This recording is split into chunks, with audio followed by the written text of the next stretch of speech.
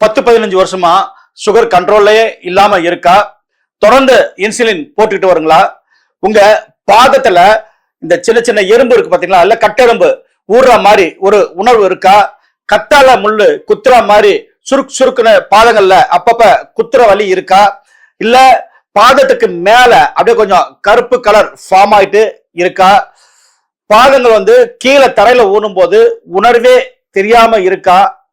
இப்படி எல்லாம் இருந்ததுன்னா காலை வெட்ட வேண்டிய கண்டிஷனுக்குரிய முதல் ஸ்டேஜ் தாங்க இந்த அறிகுறிகள். உடனே நீங்க உஷாராயிடுங்க. தயவு செஞ்சு அசால்ட்டா இருந்துடாதீங்க. கால் இல்லாதவனுக்கு தான் அதனுடைய வேதனை தெரியும். நீங்க கொஞ்சம் உஷாராயிட்டீங்கன்னா அருமையா உங்க காலை காப்பாத்திக்கலாம்.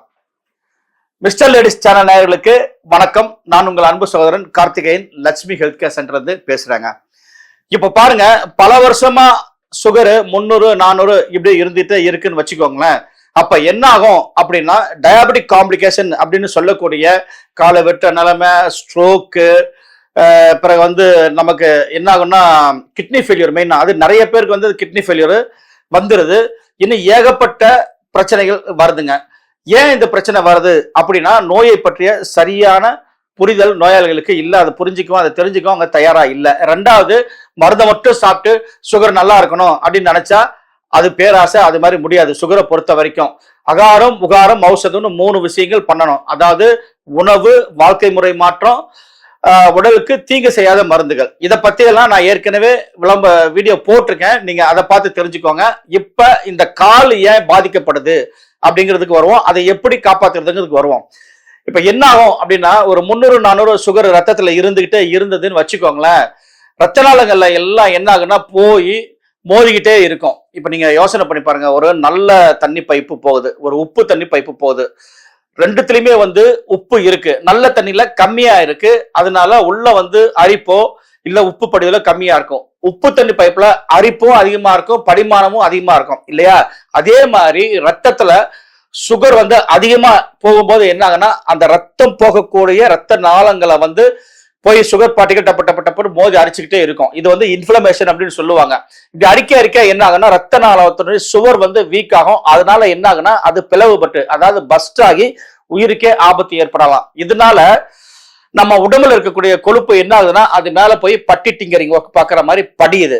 திருப்பி என்ன ஆகும், சுகர் குறையாம இருக்குன்னு வச்சுக்கோங்களேன், அது மேல போய் திருப்பி ஒரு ஸ்கிராச்சஸ் கொழுப்பு போய் படியுது. இப்படியே மாறி மாறி நடக்கும்போது என்ன ஆகுதுன்னா, ரத்த நாளங்களுடைய குறுக்களவு குறைய ஆரம்பிக்குதுங்க. இப்படி குறுக்களவு குறையும் போது அந்தந்த செல்களுக்கு தேவையான சத்துக்கள் ரத்தத்துல இருந்து தான் கிடைக்கும். ரத்தத்தினுடைய ஓட்டம் குறையும் இல்லையா? இதனால என்ன ஆகுதுன்னா, தேவையான ஊட்டச்சத்து கிடைக்காம அந்த செல்கள் டெட் ஆக ஆரம்பிக்கும். இப்படி டெட் ஆச்சு அப்படின்னா அழுகி புண்ணா மாறும். இந்த புண்கள் தான் என்ன ஆகுதுன்னா காலை வெட்ட வேண்டிய கண்டிஷன்ஸ் வருது. மோஸ்ட்லி நிறைய பேருக்கு இந்த பிரச்சனை வருது. காரணம் என்ன அப்படின்னா, ரத்த ஓட்டம் கீழ் நோக்கி அதிகமா இருக்கும் புவியீர்ப்பு விசையால. அதனால காலில் தான் நிறைய பேருக்கு பிரச்சனைகள் ஆரம்பிக்குதுங்க. சரி, இந்த புண்ணை நம்ம எப்படி கண்டுபிடிக்கிறது பாத்தீங்கன்னா, உங்களுக்கு கால் கட்டை விரல் இருக்கு இல்லைங்களா? அந்த கட்டை விரலுக்கும் பக்கத்து விரலுக்கும், இதான் பெரிய கட்டை விரல்னு வச்சுக்கோங்களேன். பக்கத்துல இருந்து பெரிய விரல் ஒன்று இருக்கும். இதுக்கு நடுவுல இடையில என்ன ஆகும்னா உங்களுக்கு சின்ன புண்ணு வரலாம். இல்லைன்னா இந்த இடத்துல இந்த நகம் உங்களுக்கு ஃபர்ஸ்ட் அழுக ஆரம்பிக்கும். இதுக்கு கீழே கருப்பாகும். அப்படியே கொஞ்சம் கொஞ்சமா கருப்பாகும்னா, நான் கையில பார்க்காதீங்க, காலா நினைச்சு பார்த்துக்கோங்க. அப்படியே கீழே மேல அப்படியே கொஞ்சம் கொஞ்சமா கருப்பு கலர் ஃபார்ம் ஆகுங்க. இதை கேங்கரின் வூண்ட் அப்படின்னு நவீன மருத்துவத்துல சொல்றாங்க. சோ ரத்த ஓட்டம் குறைய ஆரம்பிக்குது, அடுத்த ஸ்டேஜுக்கு போகுது அப்படின்னு நாம உஷார் ஆயிக்கணும். சரி, இப்ப இதை எப்படி சரி பண்றது? கட்டாயம் சுகர்னுடைய அளவை குறைக்கணும். அதை ஏற்கனவே சொன்ன வீடியோக்களை நீங்க போனீங்கன்னா உங்களுடைய அளவை குறைச்சிக்கலாம். அதோட நான் இப்ப சொல்லக்கூடிய சித்தர்கள் அருளிய ஒரு அருமையான மருந்து, எளிமையா எல்லோரும் செய்யக்கூடிய மருந்து. இதை செஞ்சு அன்றாடும் புண்ணுக்கேத்த மாதிரி மேல அப்ளை பண்ணலாம். இல்ல ஒரு நர்ஸை அப்பாயின்ட் பண்ணிட்டு, ரொம்ப சிவியரா இருந்ததுன்னா நீங்களா பண்ணிக்காதீங்க, ஒரு நர்ஸை அப்பாயின்ட் பண்ணி ட்ரெஸ்ஸிங் பண்ணி அந்த மருந்து வச்சு இது பண்ணுங்க. ரொம்ப மோசமான கண்டிஷன்ல இருந்ததுன்னா மருத்துவரை ஆலோசனை பண்ணிக்கோங்க. வாங்க அந்த மருந்து எப்படி செய்யறதுன்னு நாம பார்க்கலாம். தேவையான பொருட்கள் சுத்தி செய்த கடுக்காய் தூள் ஒரு 10 கிராம். அதே மாதிரி சுத்தி செய்த கஸ்தூரி மஞ்சள் தூள் ஒரு 10 கிராம். சுத்தி செய்த படிகாரத்தூள் ஒரு 10 கிராம். சுத்தமான நாட்டு பசு பால செஞ்ச வெண்ணெய் ஒரு 100 கிராம். இந்த 4 பொருளை எடுத்துக்கோங்க. ஒரு நல்ல சுத்தமான கல்வம் எடுத்துக்கிட்டு அதில் என்ன பண்றீங்கன்னா கடுக்கா போட்டு ஒரு 3 மணி நேரம் அரைக்கிறீங்க. ஒரு சாமம் அரைக்கணும். அது கூட அடுத்து மஞ்சத்தூள், படிகாரம் இதை போட்டு ஒவ்வொன்றா 3 மணி நேரம் அரைக்கணும். ஏன் அரவை வந்து 3 மணி நேரம் போகுதுன்னா, எவ்வளவு நேரம் நீங்க அரைக்கிறீங்களோ அவ்வளவுக்கு அவ்வளவு ஒரு மூலிகை வந்து இன்னொரு மூலிகையோட உறவாடி நானோ பார்ட்டிகளா மாறிடும். அதாவது இப்ப நானோ டெக்னாலஜி சொல்றாங்க, நானோ பார்ட்டிகல்னு. ஆனா அந்த காலத்திலேயே மூலிகை பொருட்களை எப்படி நானோ பார்ட்டிகளா மாத்துறதுன்னு இந்த அரவை விஷயத்துல வந்து சித்தர்கள் சொல்லியிருக்காங்க. அதனாலதான் சலிக்காம அரைக்க சொல்றாங்க. எப்படி 3 ஜாமம் அரைச்சி கடைசியா வெண்ணெயை வந்து கொஞ்சம் கொஞ்சமா அதுல சேர்த்து அரைங்க.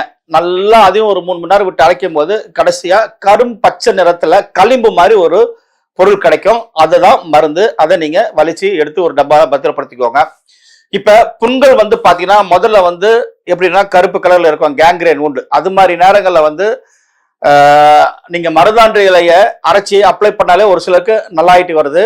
ஒரு சிலருக்கு என்ன ஆகும் அப்படின்னா சின்ன புண்கள் மாதிரி ஏதாவது வரும். அதுவா ஆறிச்சுன்னா பரவாயில்ல, ஆறலைன்னா ரொம்ப மோசமான கண்டிஷன் போகுதுன்னு அர்த்தம். அப்ப இந்த களிம்பு வந்து அது மேல அப்ளை பண்ணிக்கிட்டே வாங்க.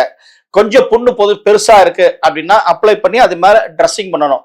ரொம்ப பறையோடி போய் அழுகிற கண்டிஷனுக்கு போகுதுன்னு வச்சுக்கோங்களேன், என்னன்னா ஒரு குச்சியை விட்டா அது வாட்டுக்கு ஆழமா போகும். அது மாதிரிலாம் இருந்ததுன்னா நீங்க இன்பேஷண்டா அட்மிட் ஆகி அதுக்கு பெரிய பெரிய பற்ப மருந்துகள்லாம் இருக்கு. ரொம்ப அற்புதமா பக்காவா வந்து ஒரு வெட்ட வேண்டிய காலை வந்து வெட்டாமலேயே அந்த பற்பங்கள்லாம் சரி பண்ணோம்.